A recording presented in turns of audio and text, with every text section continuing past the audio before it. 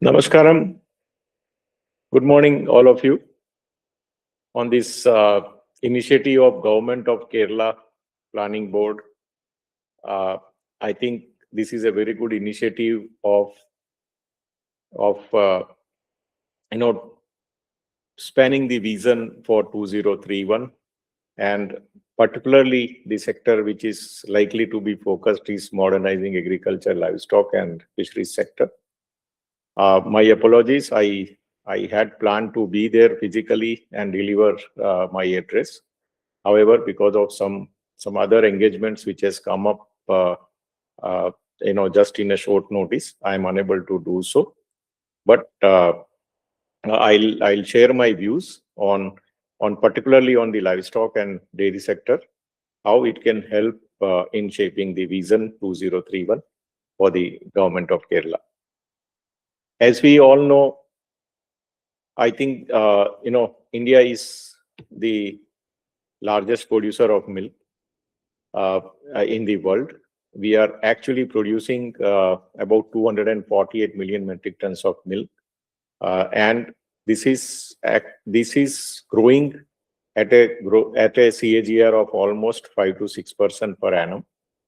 And if we compare the same figure for the world, I think the global milk production is growing just at 2%. So we are an important player in terms of milk production in the world. And we have a history of making our country from milk deficit country to self-sufficient. And we have traveled that journey through the Operation Flood program. When we became independent, the milk production was just 17 million metric ton per annum. Or per capita availability was continuously going down because there was a population growth higher than the milk production growth. And in that journey, now we have not only become self-sufficient, but also the largest milk producer in the world. At the same time, we are also the world's largest consumer of milk and milk products. We have almost 35–40% of population which is lacto-vegetarian, and for them, perhaps the only good source of protein, animal protein, is milk and milk products. And therefore, I think if you see the trend again, the share of spending on milk, is increasing continuously, and it has already overtaken the good opportunity to the rural output from the livestock. So now let us, I think, having discussed about the global and the Indian scenario in terms of milk and milk products, let us see the context of Kerala. If you compare the milk production of Kerala with the All India figure, it just accounts for 1% of the total milk production. It was about 70 lakh kg per day last year, of which a good amount is coming to the market as a surplus. However, the procurement by the cooperative is about 11 lakh kg per day of this total production, and the sale is higher at 16 lakh liters per day, which explains that it is dependent on the milk from the other state and the Kerala's dairy landscape. Kerala has a very high yield, animal with a very good potential for the animals. They also have a strong cooperative network. I think Milma, we all know, and also combined with the academic excellence with the institutes like KVSU, and the state also has a relatively clear policy roadmap. However, there are some gaps. As I told, I think the first and foremost is the milk deficit, almost 4 to 5 lakh metric ton of milk deficit. And this is despite the very high per animal yield potential the Kerala has. Actually, Kerala, if we see the animal productivities, it's more than 10 liters per day per animal, and it's good in terms of the other states of the country. There is always a perennial fodder shortage in the state. Only about 46% of the roughage requirement is produced locally. So they will have to dependent again on the other states for the supply of fodder. There is also the entrepreneurship and value addition I think the processing facility, what they have is limited. They have a reliance on the raw commodity sales, and there are gaps in the infrastructure in terms of the cold chain or the aggregation or the market linkages. So I think if we move from here, that what are the challenges and how we can in terms of increasing the productivity in the area of animal breeding. We are expanding and recording for the accurate selection of the animal through the genomic chips, which we have developed. For example, now NDDB has developed its own sex-sorted semen, and it is being used, at a large level by all the states. The cost has come down as against cost of about 1,000 rupees for a sex-sorted semen with the imported technologies. Now we are able to provide sex-sorted semen at 250 rupees, which has essentially brought down the gap between the normal AI and this AI with the sex-sorted semen. A lot of technologies are now being adopted for rapid multiplication of animals. For example, the embryo transfer and IVF is also helping us to accelerate the breeding program. And also, I think a lot of focus is now being given on policy and regulatory measures. Similarly, on the animal health front, I think Government of India's National Animal, Disease Control Program, by which we are vaccinating all the animals twice in a year for FMD and also brucellosis, is actually helping us to take care of many of the health issues of the animal. Lot of efforts are being made to make the diagnostics laboratory convenient. A focus now is shifted to One Health, particularly after the COVID pandemic. And we all know the importance of environment health, animal health, and human health. And you can't separate them out. And also to mitigate the challenge of antimicrobial resistance, a lot of focus is now being given on the veterinary medicine, so that many of the common ailments which can be treated without the usage of antibiotic with our traditional know-how of the veterinary medicine. A lot of work is also being done on the animal feeding aspects. We are promoting now fodder FPOs, and I think with the Kudumsri model which we have in Kerala, I think a lot more fodder FPOs can be linked, in the fallow lands what we have.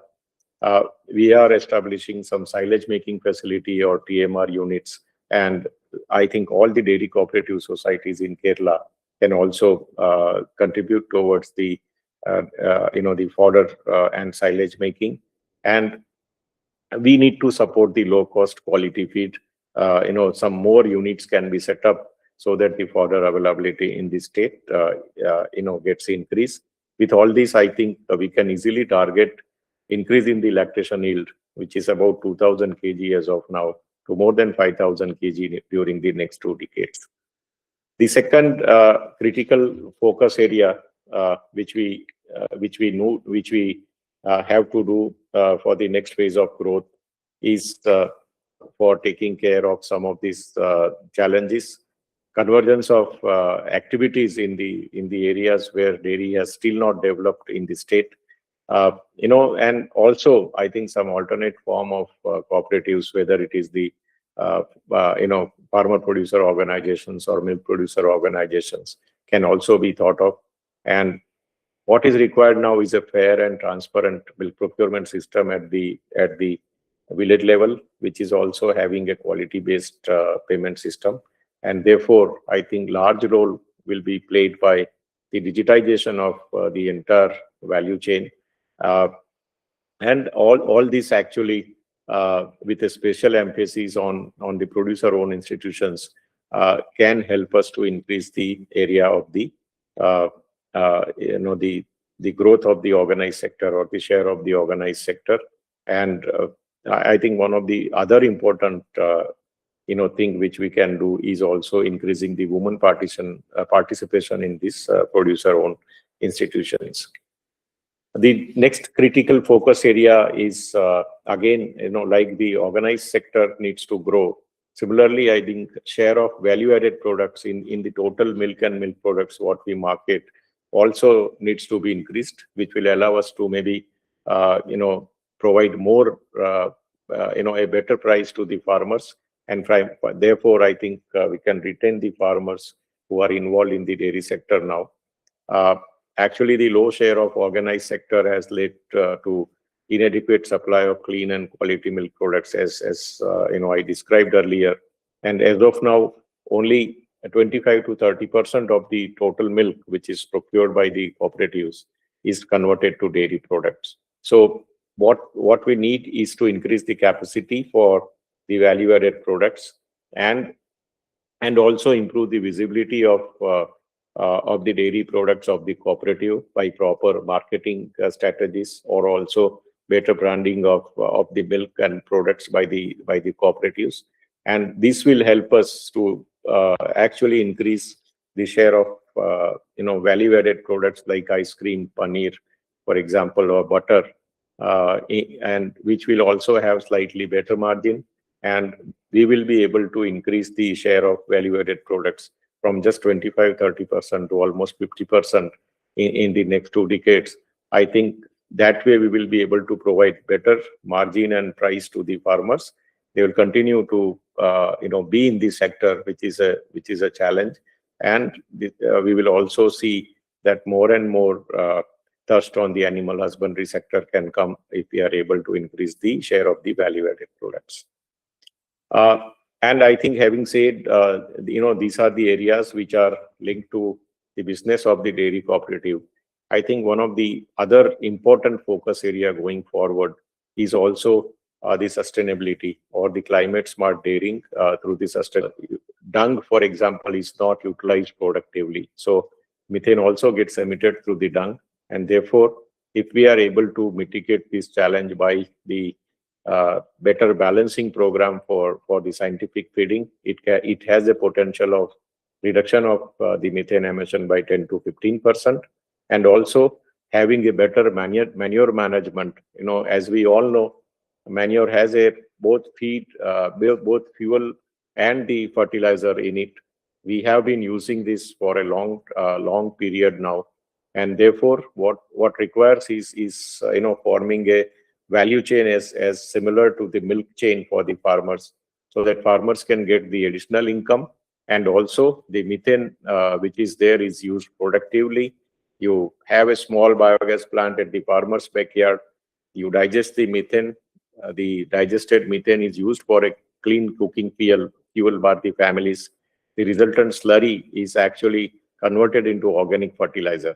So a cluster of such small biogas plant at the farmer level is one solution for the clean cooking fuel and also producing organic fertilizer. We can also set up the large scale compressed biogas plant, for example, where large quantity of dung can be taken at a centralized location. We have set up such plants of 100 metric ton dung capacity every day, 4,000 cubic meter digester. You again digest the methane. The raw biogas produced can be used either for taking care of the thermal energy in the dairy plant, or you further purify this raw biogas to 95% methane level, compress it, and it can be used for the the vehicle mobility. This is the compressed biogas, and the policy environment is also now very conducive in our country. Government has very recently now made blending of compressed biogas compulsory 2% in the CNG, and therefore I think the requirement for such compressed biogas from the dung is going to increase, and which very clearly says that more and more cooperatives can set up such compressed biogas plants and use this opportunity to provide better income to farmers, promote organic fertilizer in the country, and also make our sector more sustainable.